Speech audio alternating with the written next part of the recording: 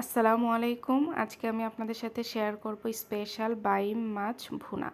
তো এর জন্য নিয়ে নিব প্রথমে কিছু বাইম মাছ। এর মধ্যে দিয়ে দিব লবণ, হলুদ গুঁড়ো, মরিচ গুঁড়ো, ভালোভাবে মিশিয়ে নিব। এরপর একটি কড়াইতে দিয়ে দিব পরিমাণ মতো তেল মাছগুলোকে ভাজার জন্য। তেলের মধ্যে একটু লবণ দিয়ে দিব। এরপর মাছগুলো দিয়ে ভালোভাবে উল্টিয়ে পাল্টিয়ে মাছগুলোকে ভেজে নিব। ভাজা হয়ে গেলে মাছগুলোকে তুলে নিব। এরপর দিয়ে দিব আরও কিছুটা তেল এবং 1 কাপ পেঁয়াজ কুচি। পেঁয়াজগুলোকে নেড়ে চেড়ে ভালোভাবে ভেজে নিয়ে দিয়ে দিব স্বাদ মতো লবণ, 1 চা চামচ রসুন বাটা, 1 চা চামচ আদা বাটা, কিছুটা পানি দিব মশলাটা কষানোর জন্য। তারপর দিয়ে দিব 1 চা চামচের থেকে একটু কম হলুদ গুঁড়ো, 1 চা চামচ মরিচ গুঁড়ো।